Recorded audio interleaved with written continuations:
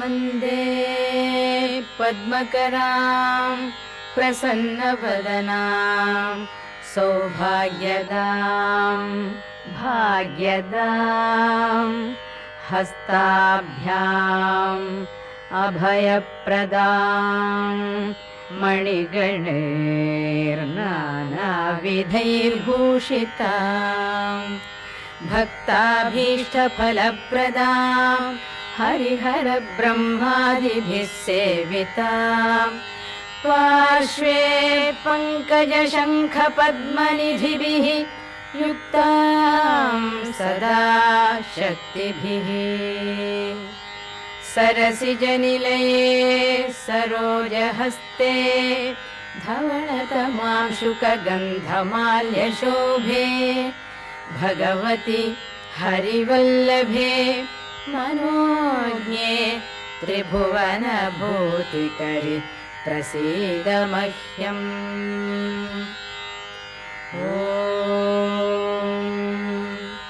प्रकृतिं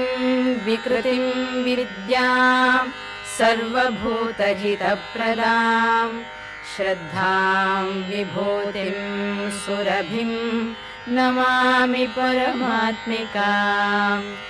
वाचं पद्मालयां पद्मां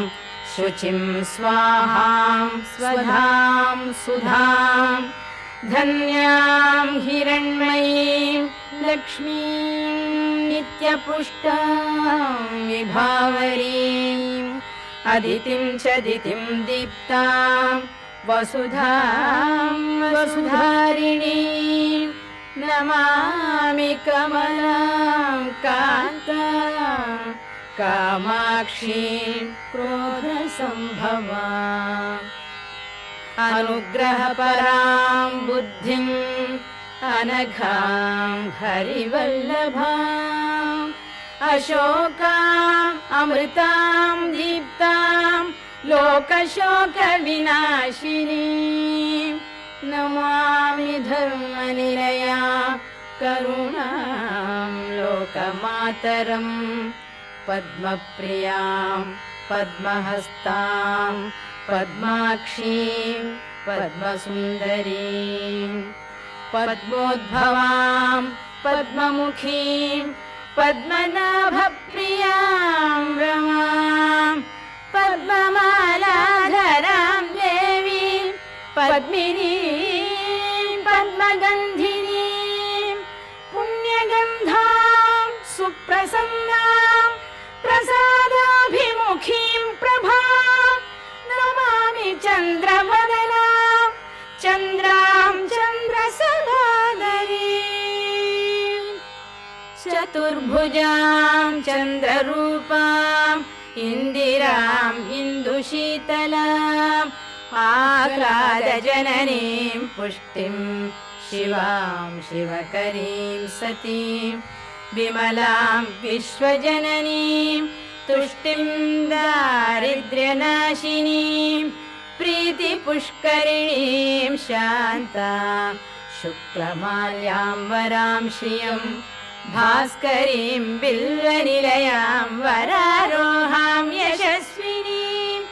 वसुन्धराम् उदाराङ्गां हरिणीं हेममालिनीं धनधान्यकरीं सिद्धिं स्त्रैणसौम्यां शुभप्रदां नृपवेश्मगतानन्दां वरलक्ष्मीं वसुप्रदां शुभारां हिरण्यप्राकारां समुद्रतनयां जयां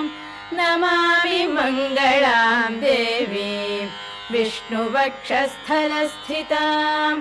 विष्णुपत्नीं प्रसन्नाक्षीं नारायणसमाश्रितां दारिद्र्यध्वंसिनीं देवीं सर्वोपद्रववारिणीं नवदुर्गां महाकालीं ब्रह्मविष्णुशिवात्मिकां त्रिकालज्ञानसम्पन्नां नमामि भुवनेश्वरीं लक्ष्मीं क्षीरसमुद्रराजतनयां श्रीरङ्गधामे देववनितां लोकैकदीपाङ्कुराम् श्रीमन्मन्दकटाक्षलब्धविभव ब्रह्मेन्द्र गङ्गाधराम् त्वां त्रैलोक्यकुटुम्बिनीं सरसिजां वन्दे मुकुन्दप्रियां मातर्नमामि कमले कमलायताक्षि श्रीविष्णुहृत्कमलवासिनि विश्वमातः